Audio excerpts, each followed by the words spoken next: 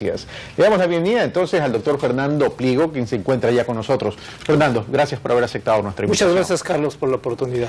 Fernando, desde hace ya algún tiempo tú has venido haciendo investigaciones en algunos países, investigaciones en relación a la familia y bienestar en sociedades democráticas, el impacto que ha tenido en las familias, los distintos comportamientos que puedan tener estos en función ya sea de violencia, ya sea de decisión de aborto o de divorcios. Cuéntanos tu experiencia acerca de los resultados de esta investigación. Sí, mira, aquí aplicando el estudio a Ecuador, aunque no está considerado ahí en detalle, ¿qué sucede con esta información que nos da el Instituto Nacional de Estadística y Censos de Ecuador?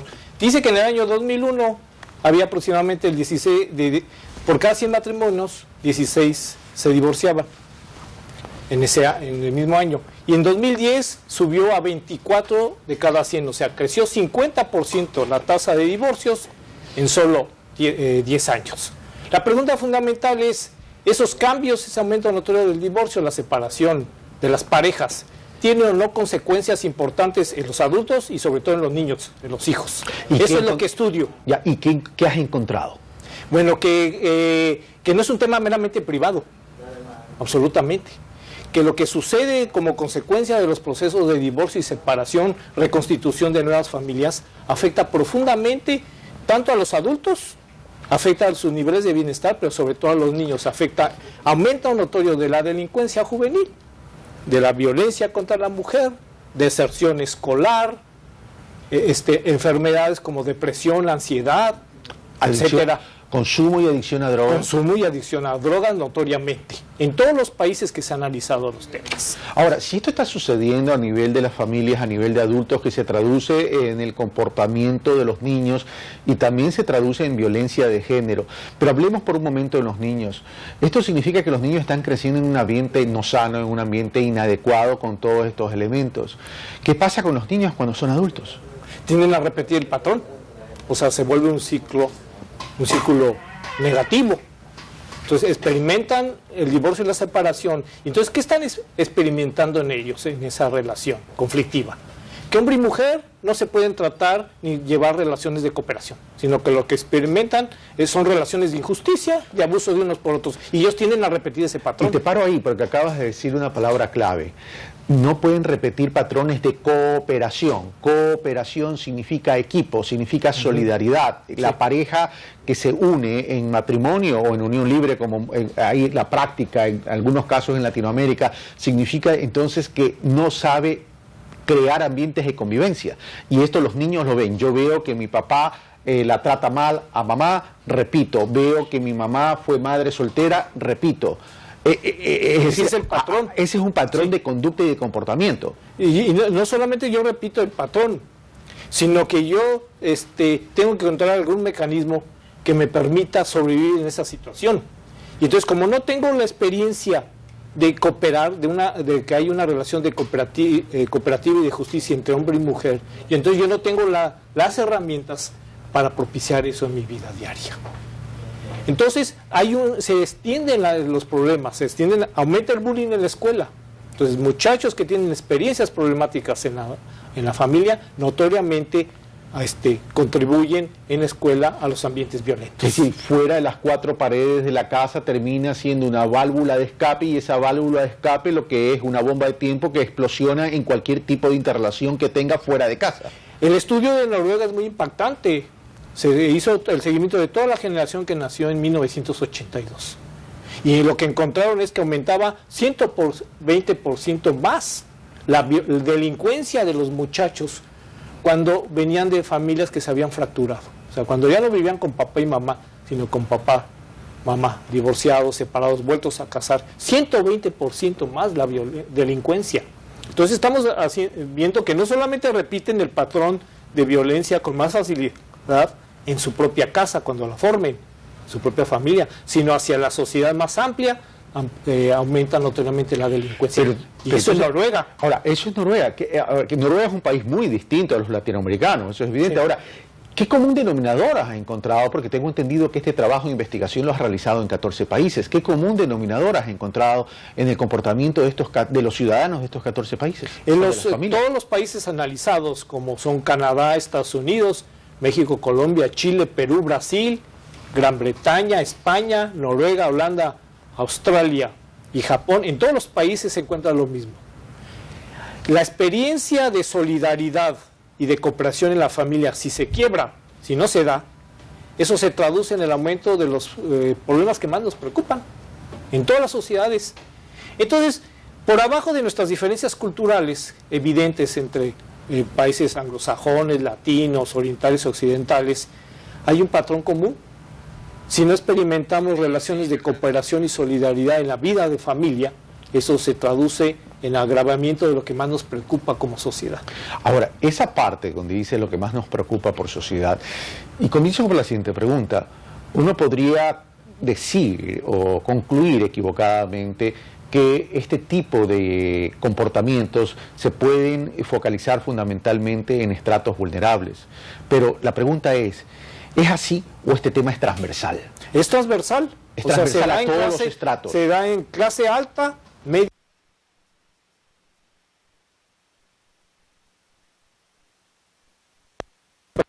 Maltrato en la familia, también está la carencia económica. Y entonces tienen menos recursos para sobreponerse cuando hay un problema. Y yo le añadiría a lo mejor algo, y te planteo la inquietud, también es porque es más visible, hay un sector de población mayoritario, y a medida que el estrato sea más alto en términos de económico, o lo que querramos llamar, tienen más herramientas como para ocultar las cosas. Yo creo que es por el lado sobre todo demográfico, pero es muy buena tu pregunta. En términos demográficos, como son notoriamente más, entonces son mucho más visibles, eso sí. Ahora, desde luego que cuando son estratos altos y hay problemas de delincuencia, drogas, consumo de droga en los hijos, se tienen más recursos para poderlos proteger o sobrellevar el asunto. Pero también tienen más herramientas para acudir a ayuda profesional, que no lo tienen los estratos. Entonces, ahí tendría que aplicarse políticas públicas de acceso de ayuda profesional a sectores que no tienen los recursos para acudir particularmente. Ahora, tú te basas básicamente en la investigación, en los hechos. ¿Tú planteas soluciones? No, pero sí el primer elemento de la solución. No la solución. El primer elemento es el primer elemento de la solución. El primer elemento de la solución es tomar conciencia de que no es cierto la idea de que no pasa nada. No es cierta la idea de que los cambios y los conflictos en las familias es un asunto meramente privado y que es muy... Esa idea que dicen que es como muy moderno y avanzado pensar que los cambios y la desestructuración de las familias es parte de la positiva de la modernidad. Uno lo ve en películas, en programas, que se llega a pensar en eso. Eso no es cierto, eso es una leyenda urbana. La realidad es que la desestructuración de las relaciones de cooperación y solidaridad en las familias impacta muchos temas que nos preocupan. Entonces, ese es el primer elemento de la solución, tomar conciencia. Es que no reconocer un problema, es agravarlo, es agrandarlo. Ahora, tú decías lo que la sociedad quiere buscar, pero si estamos teniendo todos estos indicadores y todos estos hechos en distintas partes del mundo, que hay común denominadores sin importar a la idiosincrasia y las características étnicas de cada uno de los países, esto significaría entonces que nuestros niños están creciendo en ambientes no propicios, en ambientes no sanos, con indicadores de violencia altos. ¿Cómo lo replican cuando son adultos? Los replican no solamente al interior de la familia. Esos son los nuevos líderes de una sociedad democrática. ¿Qué impacto tiene entonces en las sociedades democráticas esto? Sí, se repite. Y sobre todo, una cosa que está siendo muy grave es que como no se toma conciencia, se está pensando que es un tema natural. Y entonces si llega a posiciones de autoridad en gobierno, en empresas, y entonces no se toman decisiones para fortalecer los vínculos de justicia y cooperación y solidaridad entre hombre y mujer. No se toman decisiones, no hay programas. Al menos el caso que sí conozco en cuanto a programas en profundidad en México, no hay un solo programa de alcance federal orientado a que hombre y mujer se lleven mejor en relaciones de cooperación y justicia. No hay un solo programa federal. Ni en la ONU. Ahora, tú lo has dicho, no hay programas. Esto no pasa por ley, esto no pasa por marco jurídico, que independientemente debe haber un marco jurídico que sancione la violencia. Sí. Pero el tema es programas, cómo llegamos a cambiar el comportamiento. Pero llegar a cambiar el comportamiento por convicción, de crear ambientes sanos de convivencia. Tiene que hacerse con programas educativos, mensajes a través de las telenovelas, las películas, las piezas comunicacionales audiovisuales. Exactamente. Pero claro, pero si las novelas están llenas de infidelidad, violencia, malas prácticas, ¿qué nos están enseñando? Y adicionalmente los niveles de tolerancia que requiere una sociedad. Sí. Exactamente, entonces lo que se necesita cambiar ese discurso bajo la conciencia de que el tema sí es muy importante y está impactando de manera notoria. Ahora, el tema si los chicos están comenzando con estos niveles de violencia, con el famoso bullying, con el consumo de droga, se les genera adicción, corren el riesgo de entrar al circuito de la comercialización de la droga, pero también la iniciación de la vida sexual temprana. Esto significa embarazos adolescentes, significa abortos, etcétera, etcétera. ¿Qué resultados refleja este estudio en relación a esos temas que te acabo de mencionar? Mira, por ejemplo, el estudio en México, que se haya repetido en muchos países, se entrevistaron a 120,000 mujeres, 120,000 mujeres. ¿De qué edades? De 15 a 45 años, o sea, en edad fértil. Y lo que se encontró es que había 80% más de violencia en las que vivían en unión libre. ¿En unión libre? Sí, 80% más de violencia. O sea, que hay problemas en las parejas casadas, claro que hay problemas frecuentes, pero la unión libre no viene a mejorar el ambiente de las parejas casadas, sino lo que muestra en todos los países donde se ha estudiado el tema es que aumenta notoriamente la violencia y las dificultades de cooperación.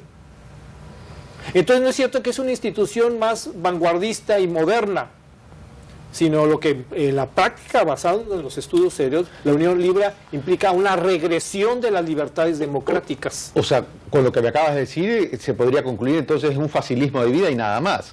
Ahora, ¿este tema de violencia se presenta en las uniones heterosexuales o también en las homosexuales? Hay al menos 3 países que han estudiado el tema.